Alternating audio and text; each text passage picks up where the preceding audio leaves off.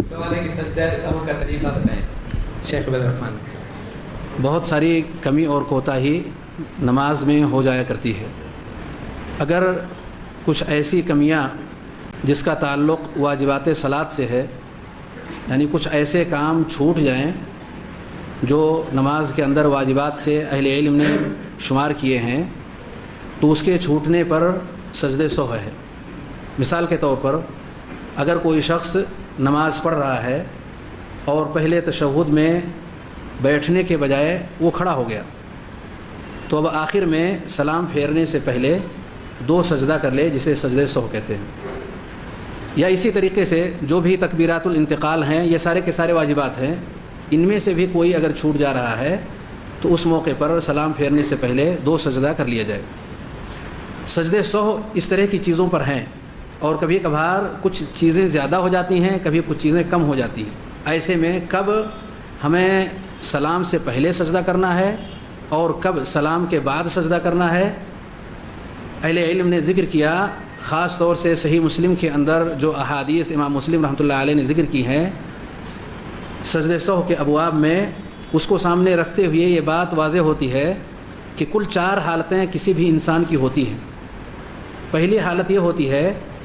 کہ کچھ کمی اور کوتاہی ہو جائے، کچھ کمی اور کوتاہی ہو جائے، جیسا کہ ابھی مثال میں پیش کیا گیا۔ تو اگر کمی اور کوتاہی ہو جاتی ہے تو سلام پھیرنے سے پہلے سجدہ کر لیا جائے، اور اگر کمی کے بجائے زیادتی ہو جائے، جیسے 4 رکعت پڑھنے کے بجائے 5 رکعت پڑھ لے، زیادتی ہو گئی، اور نبی کریم صلی اللہ علیہ وسلم نے بھی ایک بار 5 رکعت پڑھ لی تھی، تو ایسے میں سلام پھیر لینے کے بعد اللہ اکبر کہے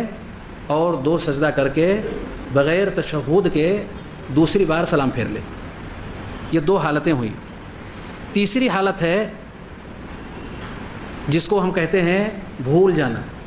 کہ آدمی نماز میں بھول چوک کا بھی شکار ہوتا ہے، کہ کبھی کبھار ہمیں یہ یاد نہیں رہتا کہ ہم نے 2 رکعت نماز پڑھی یا 3 رکعت پڑھی۔ اس طرح کی اگر بھول چوک کا اندیشہ ہو تو اس کی 2 شکل ہے۔ ایک شکل تو یہ ہے کہ اسے کچھ بھی پتہ نہیں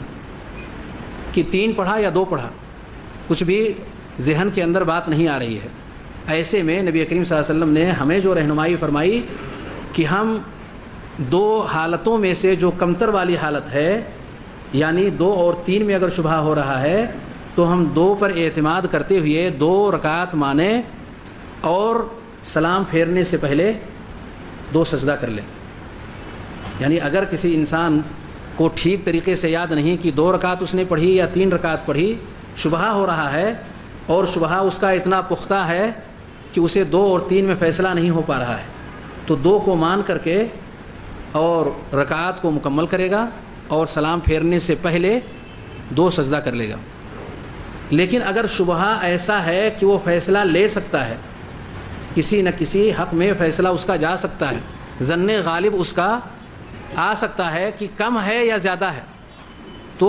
جو بھی اس کا ظن غالب ہو، یعنی ذہن کا میلان جس طرف زیادہ ہو کہ 2 رکعت کی طرف زیادہ ہے تو 2 تسلیم کر لے،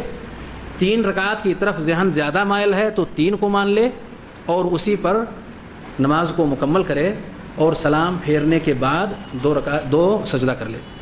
یعنی اس شکل میں جب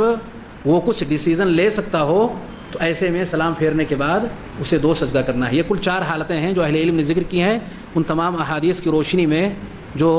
اس تعلق سے ذکر کی گئی ہیں، ہمیں اسی طریقے سے سجدہ سہو کرنا چاہیے۔